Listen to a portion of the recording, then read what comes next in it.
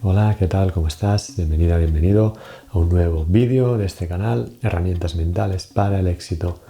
Seguimos con el tema de la esclavitud. La esclavitud es algo más. Es mucho más de lo que crees y te han contado. ¿Quieres saber por qué? Pues este vídeo te va a gustar y mucho. Partimos de la base de que el concepto esclavo no existía en la antigüedad, ya que la palabra esclavo proviene del término eslavo y se acuña en época bizantina. Pero de lo que no hay duda es que la institución como tal sí que existía. Es decir, el concepto de personas no libres ya existía en aquellos tiempos remotos. Personas que no podían gozar de libertad. La más básica, vaya. Pero la esclavitud, como te he dicho, es algo más y la libertad también. Me llamo Jordi Balàs, que además de historiador soy mentor personal enfocado al desarrollo de las facultades intelectuales o mentales, como prefieras llamarlo. En la descripción del vídeo te dejo los diferentes canales mediante los cuales me podrás encontrar. Mi blog, mi podcast y mi plataforma de cursos y mentorías personales, donde publico programas de entrenamiento mental y desarrollo de las facultades intelectuales. ¿De dónde proviene el concepto de esclavitud?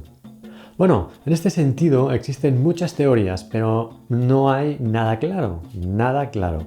Unos dicen que proviene del hecho de evolucionar la idea de subordinación de las mujeres en épocas prehistóricas a los otros, es decir, a cualquier persona subordinable ajena al propio grupo. Pero esto no queda absolutamente nada claro y tiene mucho que ver con las teorías sobre el patriarcado. Nada que decir. Aunque la mayoría de los investigadores, eso sí, coinciden en el hecho de que el surgimiento de la agricultura y la ganadería propiciarían la idea de mano de obra barata y de algún sistema de aprovechamiento de esas personas subordinables. Pero no nos engañemos, toda persona que procure coartar la libertad de otra, la esclaviza.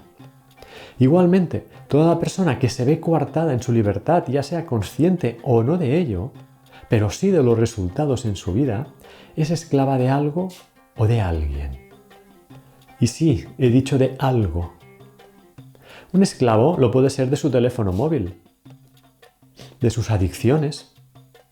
Es decir, no necesariamente debe ser esclavo de alguien más, aunque ¿quién ha favorecido que esa persona acabe esclava de esas cosas? ¿Existe un dominio mental lo suficientemente poderoso en manos de algunas personas que obligue a otras a autoesclavizarse y perder su libertad? ¿Tú qué piensas? Sí, su libertad a pensar por ellas mismas, a tener tiempo libre de calidad, su libertad de escoger hacer lo que más les conviene para su salud mental. Antiguamente, los esclavos eran forzados a serlo. Con el tiempo, los dogmas y las creencias en manos de unos pocos lograron exactamente lo mismo, sin la fuerza, pero sí con el miedo y la coacción. Cuando alguien no acataba el dominio mental impuesto, era castigado y escarmentado de forma pública y además avergonzado, él y su familia. Un buen modo de evitar que alguien más se desviara del camino decretado. Simple. Pero aún en esos tiempos y en la actualidad, existieron y existen personas que luchan para no ser esclavizadas por las ideas de otros. Una idea puede ser el inicio de un holocausto. ¿Te lo habías parado a pensar alguna vez? Una idea. Ser esclavo del trabajo, te puede llevar a una crisis nerviosa, a un ataque de ansiedad, a sufrir estrés crónico o a cosas peores. Te puede llevar a correr demasiado por la carretera, poniendo en peligro tu vida y la de otras personas. Te puede llevar al divorcio y arruinar tu vida. ¿Lo ves? La esclavitud es algo más. Es mucho más de lo que crees y te han contado. Y por cierto, si te interesa el tema de la mente, dominio mental o la historia, te recomiendo que te suscribas a este canal. Ya sabes, puedes seguirme en mi blog, en mi canal de podcast o en mi plataforma de cursos online sobre la mente.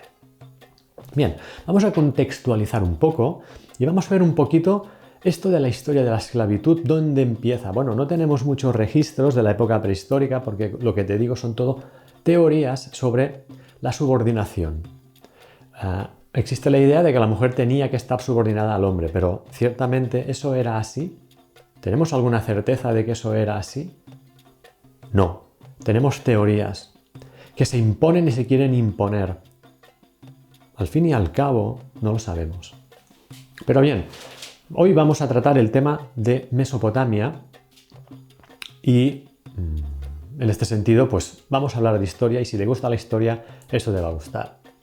En tiempos antiguos, estoy hablando de Mesopotamia, Sumeria, Acadia, Babilonia, Hurritas, Hititas, etc., la sociedad estaba estamentada. Y uno de esos estamentos hacía referencia a una clase social de cautivos y trabajadores no libres. Podríamos decir esclavos. Había otro que eran los nobles y después había pues, los que no eran esclavos, pero tampoco eran libres del todo, eran ese punto de servitud. Entonces, en definitiva, da igual la palabra que se use, o esclavos, o ir, como se llamaban en Sumeria, o wardu en Acadia, da igual. También es cierto que aunque ir o wardu significaran esclavo o servidor / siervo, queda claro que la figura de los no libres era patente. Estas personas serían reconocibles por marcas en las muñecas o en su cabeza rapada con un mechón, parecido a Egipto, que ya lo trataremos cuando hablemos de Egipto. Estas personas no libres lo solían ser por dos motivos fundamentales o principales. Eran prisioneros de guerra o habían acabado en esa situación por no poder hacer frente a sus deudas. Eran esclavos por deuda. En este sentido, voy a contextualizar un poco lo que era, por ejemplo, la sociedad sumeria y la acadia, y no me extenderé a los babilonios, asirios y hititas, porque a partir del imperialismo acadio, todo lo que viene es muy parecido, exceptuando a lo mejor, bueno, habría que poner el papel del babilonio Hammurabi y su archiconocido código. Pero me voy a quedar en Sumeria y Acadia porque con esto ya contextualizamos muy bien. Y hablando de este código, el código de Hammurabi, antes de seguir, he de decirte que efectivamente existen multitud de referencias a la situación de esclavitud que vivían muchas personas por aquel entonces. Pero son tantas las referencias que aparecen en el código que prefiero que, si te interesa el tema de veras, busques este código y lo estudies por tu cuenta porque encontrarás muchísimas referencias al concepto de esclavitud. Creo que te puede interesar. Y bueno, aparte de este código y alguna otra referencia en algunas tabletas, no existe más información sobre la esclavitud en Mesopotamia, aunque lo pudiera parecer. Vamos con el periodo de Sumer. ¿Ok? 2350 antes de nuestra era. Sumer, Mesopotamia. Pues eso, gente que vivía en esa zona y que de repente, ¡pum!, configuró un poder. Se cuestan pastores y se levantan ahí con unas ciudades de estado increíbles. No sabemos, no tenemos muchas referencias. ¿Qué sabemos, pero? Bueno, no podemos estar seguros de lo que sabemos, porque como siempre te digo, las fuentes son lo que son. Documentos para legitimar el poder. ¿Qué poder? Da igual el que sea. Pero lo que podemos decir es que de repente, ¡pum!, ahí aparece la cultura de Sumer. Era una cultura que avanzó en muchos ámbitos. Se llamaban ellos mismos los cabezas negras, Sakjiks, provenientes de Melucca. Cuidado con las pronunciaciones porque a lo mejor digo algo un poquito raro, pero bueno, voy a intentar pronunciar bien. Melucca quiere decir tierra negra, entonces cabezas negras. En las tabletas, Sumeria aparece como Kenji. No sabíamos qué significa, ¿vale? Cuando aparecen los sumerios, no encontramos indicios de violencia. ¿Esto qué quiere decir? Pues quiere decir que fue una innovación cultural, como que se fueron haciendo. No tuvo lugar ninguna invasión en la zona, pues, como te digo, es que no hay indicios. Aunque también hay gente que dice que podían ser inmigraciones. Pero fuese como fuese, fue una evolución de la cultura del lugar, no una invasión, ¿vale? Una evolución cultural.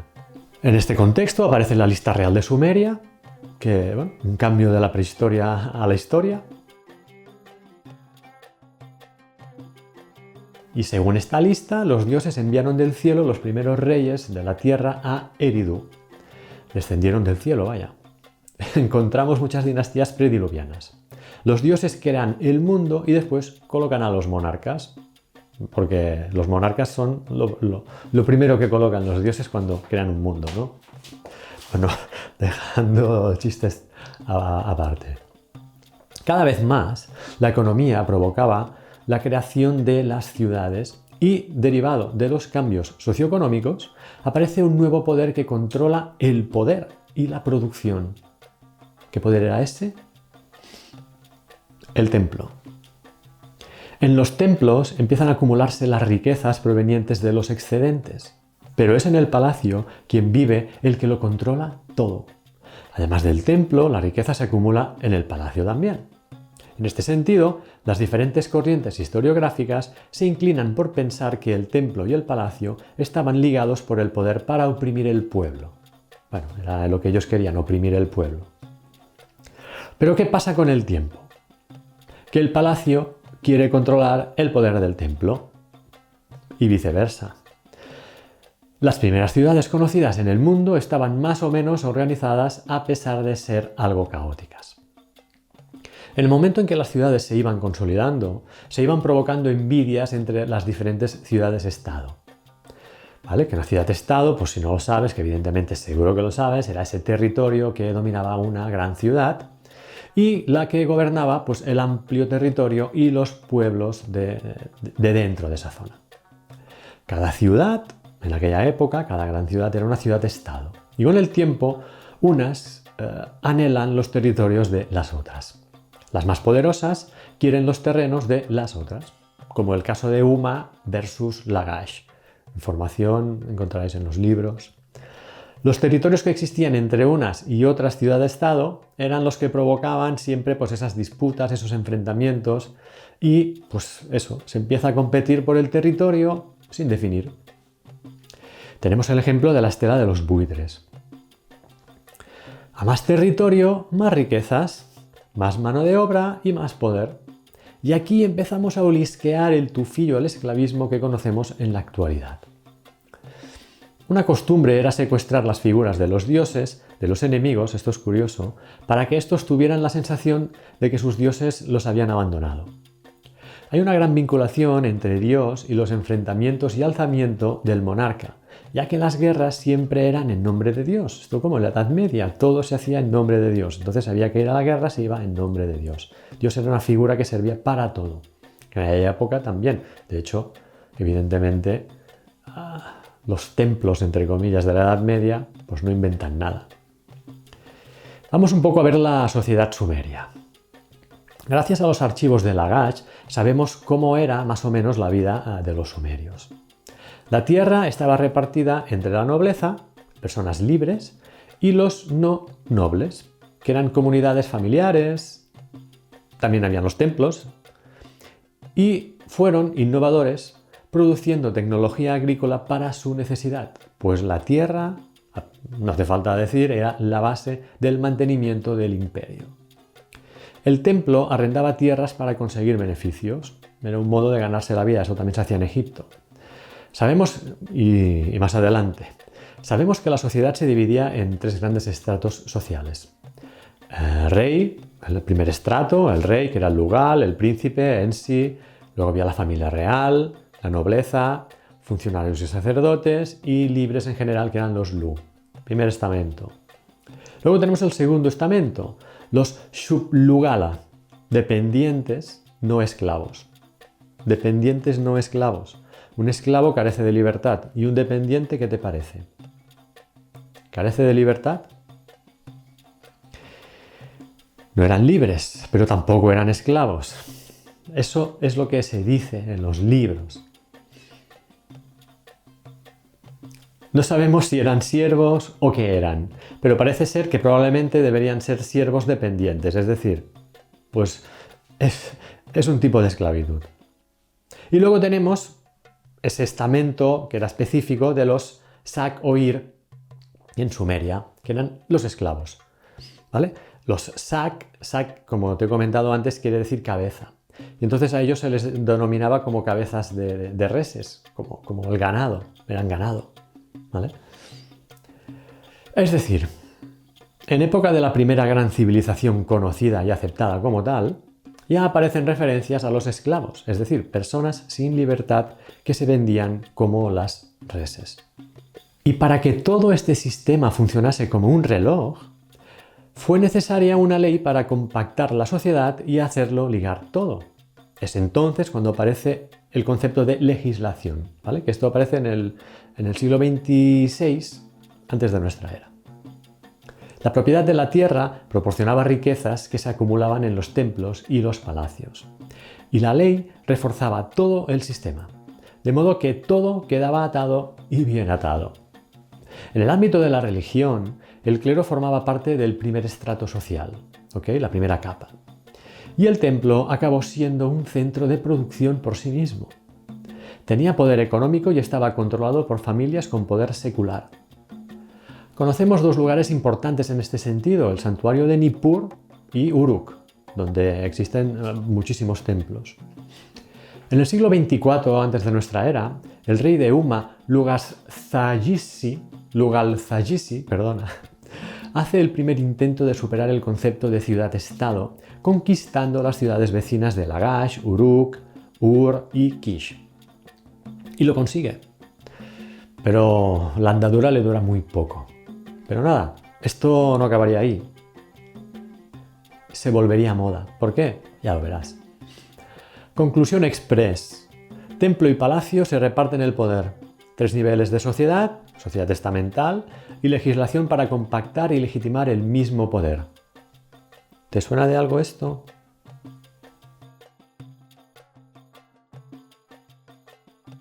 Vamos con los acadios, que aquí es cuando cambia la película. 2350-2190 antes de nuestra era. Aparece la figura de Sargón el Grande. Sargón es un mito, o también conocido como Sharrukinu, al-Sharrukinu, ¿vale? 2371-2316 aproximadamente antes de nuestra era. Fue rey de Acadia. En un principio convive con los sumerios. Los acadios eran gentes que entraban y salían de los territorios sumerios, a su aire, a sus cosas, pero con el tiempo se acaban haciendo con el poder de Sumer, sin invasión previa. Y tú te estarás preguntando, bueno, ¿y eso cómo lo hacen? Pues se van imponiendo poco a poco hasta que aparece su oportunidad y llegan al poder. Es lo que sabemos, no sabemos más. A partir de ese momento aparece un cambio de maneras de hacer.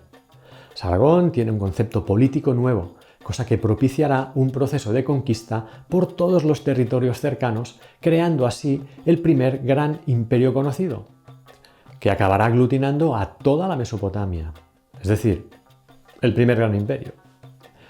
Evidentemente la capital pasa a ser Akkad, pero vamos a ver cómo sus ansias de poder lo van orientando por el camino de la conquista.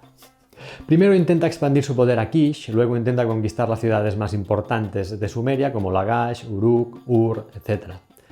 Va saliendo de su zona de confort, es decir, de su ciudad-estado, para ir creando ese imperio acadio que anhelaba. Una vez conquistadas las principales ciudades-estado, dirige su mirada hacia Mari y Ebla, ciudades súper importantes, para controlar las rutas comerciales tan importantes para Mesopotamia. Sargón lo tenía claro. Para llevar a cabo semejante conquista, de manera efectiva, se necesitaba controlar esas materias primas que circulaban por esas rutas comerciales que te he comentado. Era algo fundamental para él, un visionario. Ya sabemos que las fuentes pueden no ser confiables, de hecho no lo son, y menos en esos tiempos. Pero lo que sí sabemos es que los acadios conquistaron todo el territorio hasta el Mediterráneo. En términos de poder, se supera la idea de ciudad-estado para llegar a la idea de imperio, siendo este, como te he comentado antes, el primero que une toda la Mesopotamia. Y por cierto, suscríbete si te gusta la historia y te gusta el tema de la mentalidad, ¿vale? Lo digo porque es que todos los vídeos que hago son de esto y creo que te van a gustar. Sin embargo, no fue todo un camino de rosas, ya que tuvieron bastantes problemas, como no podía ser de otro modo, vaya. Básicamente estoy hablando de los constantes levantamientos por parte de la nobleza sumeria, que ésta nunca aceptó la presencia de los acadios y menos que ostentaran el poder. Era como que iban haciendo levantamientos en plan guerrilla. Sargón centralizó todo el poder en Akkad, te lo he comentado. Favoreció que las ciudades, pero tuvieran gobiernos propios, pero con gobernantes acadios, es decir, con marionetas, hombres de paja, etc. Es decir, se estaban sentando las bases de lo que conocemos hoy como imperialismo y colonialismo. La metrópoli. La lengua oficial pasó a ser el acadio, aunque respetaron la lengua sumeria. Secularizaron la propiedad de la tierra y la de los templos. Cuidadín con esto, ¿eh? Se potenció el comercio. Y como medidas populistas, que ayudarían a consolidar su poder y debilitar el poco poder que quedaba en las manos sumerias, lo que te he comentado, quitaron propiedades del templo para repartirlas a los ciudadanos. Claro, el clero sumerio no aceptó esas medidas, pero sus quejas no pasaron de eso. Simples quejas. Se potenció la creación de excedentes para favorecer el comercio. Sargón era un crack del imperialismo. Ante todos esos cambios drásticos, cada vez que la nobleza sumeria podía, se rebelaba. Todas las rebeliones protagonizadas por los sumerios fueron sofocadas por Sargón de forma aplastante. Parece ser que Sargón era un tipo muy duro. Tuvo 2 hijos, Rimush y Manish-Tushu, pero mueren jóvenes, hecho que favoreció que el verdadero sucesor fuera, en la tercera línea de sucesión, Naram-Sin, su nieto. Naram-Sin amplió el ejército, ya que tuvo que luchar en el interior y en el exterior de sus fronteras, necesitaba ejército. Dejó sus luchas muy bien plasmadas, como por ejemplo en la Estela de la Victoria. Alerta, se proclamó el rey de las 4 regiones del mundo, máximo título al que se podía aspirar, y se divinizó en vida, algo que no había pasado nunca antes. Ya vemos que Augusto no fue el único que hizo eso. Para resumir, su sucesor fue Shar-Kali-Shar, último rey de la dinastía de los Sargónidas. Y claro, como posteriormente descubrió muy bien Marco Aurelio, al querer dominar grandes territorios bajo un mismo poder, los problemas se hacían grandes. Y en este sentido también, los problemas se hacían grandes y se acrecentaban. Por el norte, presión de los amorreos. En el sur, la nobleza sumeria que iba rebelándose. Y por el este, los Kutu o Gutis, que eran los mercenarios del ejército acadio. ¿Recuerdas que quería fortalecer el ejército? Pues cogió a los Guti como mercenarios. Con las trifulcas habituales de las alcantarillas del poder, los sumerios consiguieron que los Gutis se sublevaran contra los acadios. Los levantaron en su contra, poniendo fin al imperio acadio. El imperio se hundió. Además de las invasiones y las presiones, no se podía mantener la producción tan extensa que se necesitaba, ni las fronteras ni el comercio. Era un imperio demasiado grande para poder controlarlo, como le pasó a Marco Aurelio, como pasó con el imperio romano. Aun con todo, las antiguas ciudades-estado de Sumeria aguantaron los embates de los Gutis y finalmente consiguen volver a ser independientes. Pero claro, la idea de ciudad-estado vuelve, pero el concepto de imperio estaba ahí, dando vueltas, porque claro, se había saboreado eso, habían visto cómo funcionaba eso del imperio. Entonces, vuelve la idea de ciudad-estado, pero hay algo que le ronda, que es el imperio. Resumiendo un poco, el imperio acadio dejó pues, muchas cosas nuevas. La idea de imperio, nivel absoluto de una persona, con lo que la idea de este imperio queda en la mente de los poderosos. A partir de entonces, todo el mundo intentará imitar a Sargón y crear su propio imperio. Supuestamente inventan el calendario y el reloj de sol y de agua, ya que aparece el interés por definir el tiempo, más que interés yo diría que necesidad. Aparece un gran desarrollo de la cerveza, porque en aquella época la cerveza servía para pagar salarios. Y dejaron las construcciones más conocidas, que son los zigurats, que eran edificios escalonados hechos de adobes cocidos. No sabemos por qué son escalonados, pero eran edificios diferentes de todo lo que se había hecho hasta el momento.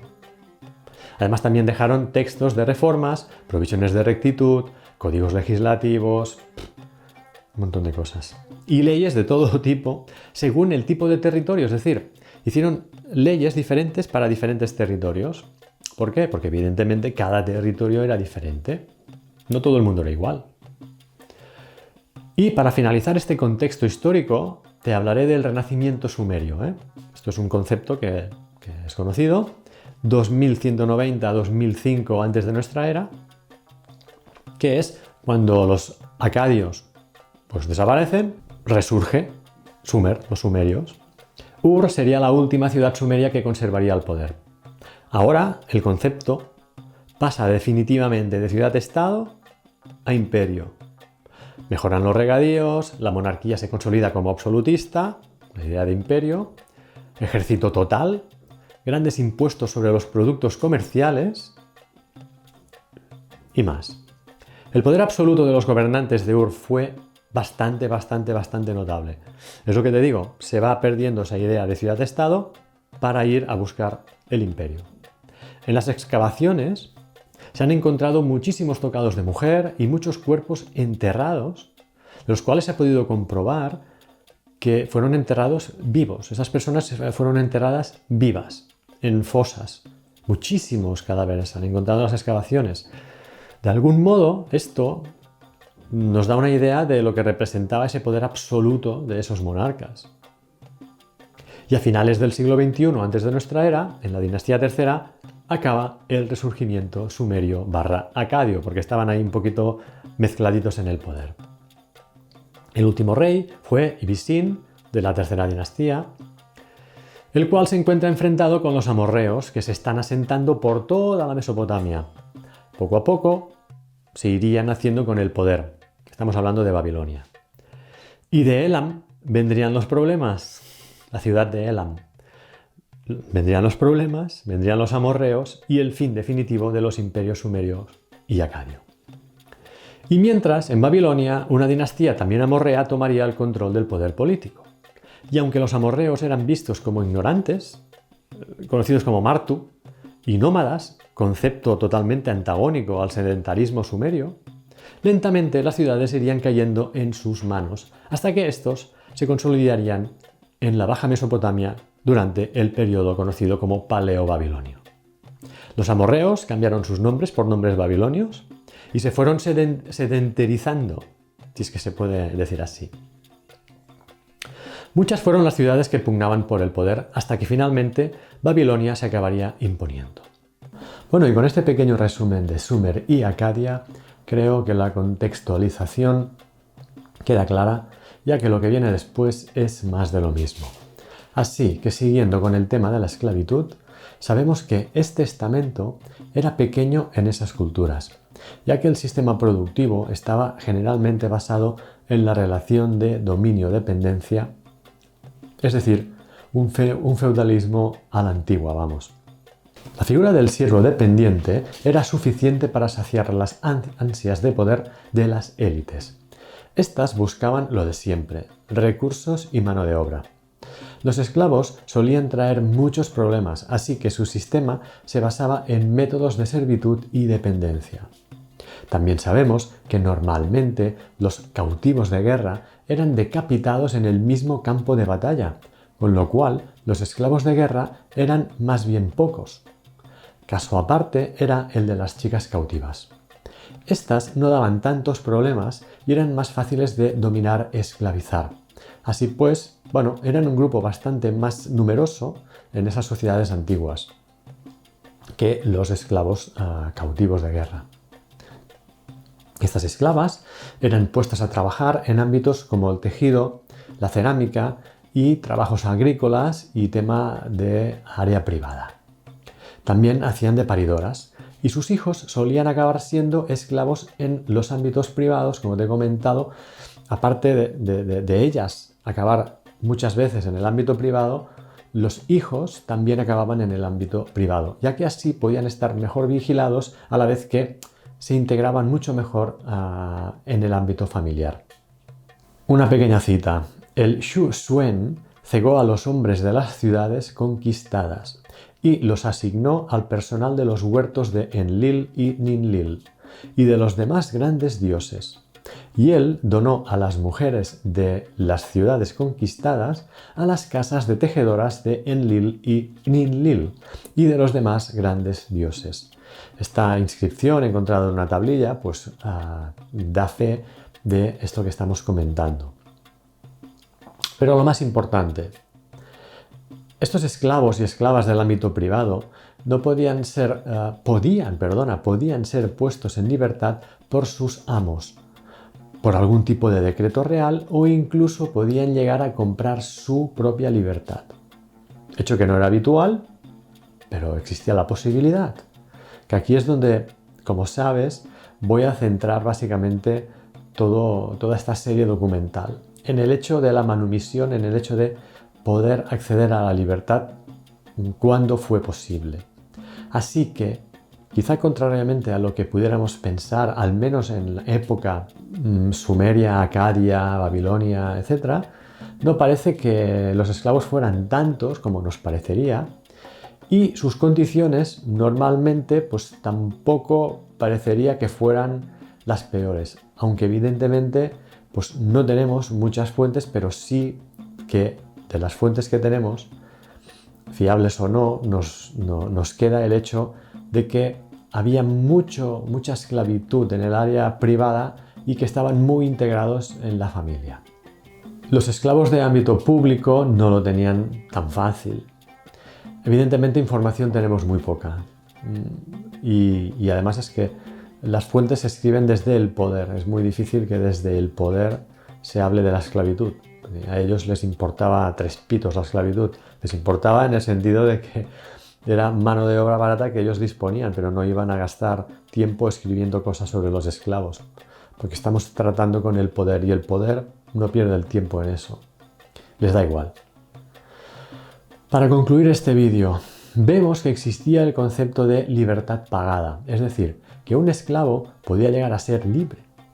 Y haciendo un trabajo de imaginación, podríamos pensar que muchos debían ser los que intentarían lograr salir de la situación de no libertad y subordinación.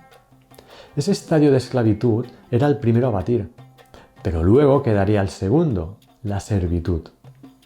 Los siervos eran eso, siervos libres, pero también dependientes y subordinados. Entonces, si nos dicen los libros y los investigadores que eran libres y no gozaban de libertad, ¿eran libres o no eran libres? Esto de la servitud, es que a lo mejor el concepto de esclavitud se tendría que ir ampliando un poco, porque ¿qué es esclavitud? ¿Para ti qué es la esclavitud? ¿Tú eres libre para hacer todo lo que quieras? Sin perjudicar los intereses de nadie, pero ¿eres libre? ¿Te sientes libre para hacer lo que quieras? ¿O crees que tienes un techo de acero por encima? ¿Eres libre? Si no eres libre, ¿qué eres? ¿Qué quiere decir esclavitud? ¿Qué es un esclavo?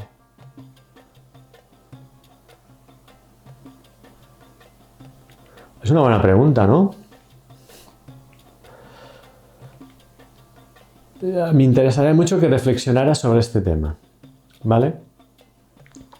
Porque además es que desde tiempos remotos nos han venido grabando esa idea de que en el fondo no puedes ser libre del todo, ¿no? Siempre tienes obligaciones, tienes que no sé qué, no sé cuántos, y pues que no eres libre, ¿no? Siempre eres esclavo de algo. Pero es que no es un decir. Es que la esclavitud es la esclavitud. O eres libre o no eres libre. Bien, esto es muy importante y me gustaría que dejaras comentarios sobre este tema, ¿eh? Porque al final, bueno, partiendo de la base de que tu libertad siempre termina donde empieza la libertad de los demás. Esto vino Kant y nos lo explicó, ¿eh? Tu libertad acaba donde empieza la de los demás. Tenemos el derecho a ser absolutamente libres. Pero esto no puede ir en contra de la libertad de otras personas. Y esto no es fácil de digerir, ni de gestionar por algunas de ellas. Porque como te he dicho, la libertad de un esclavista termina en el ámbito de mi propia libertad. Nadie puede esclavizarme, por definición. Pero finalmente hoy en día se ha conseguido. ¿Qué se ha conseguido? Las élites han conseguido que seas tú quien te autoesclavices. Misión cumplida. ¿No te lo crees? Sigue esta serie de vídeos y podrás comprobarlo por ti mismo o por ti misma. Bien, ¿qué te ha parecido este tema de la esclavitud en Mesopotamia?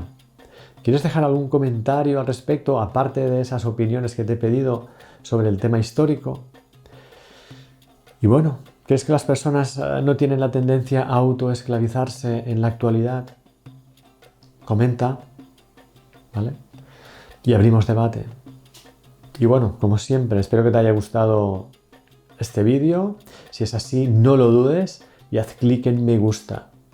Pero si no te ha gustado, pues haces clic en no me gusta, como siempre te digo. Si crees que este tema puede interesar a alguien más, pues compártelo.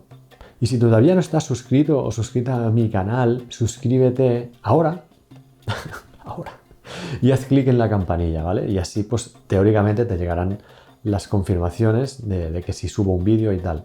Suelo subir un vídeo por semana, pero a veces subo 2. Bueno, que seas muy, muy feliz. Reflexiona sobre el tema de la libertad y el tema de la esclavitud y espero verte pronto. Un fuerte abrazo. Chao.